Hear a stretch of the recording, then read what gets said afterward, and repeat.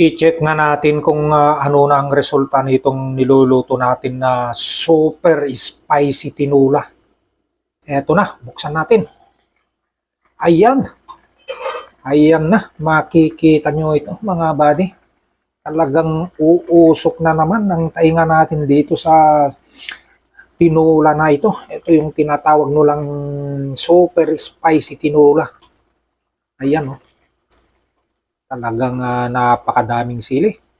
Ayan. Napakasarap nito.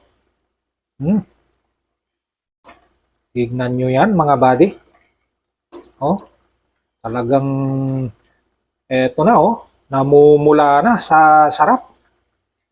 Eto, tikman nga natin. Para tayo ay kakain na.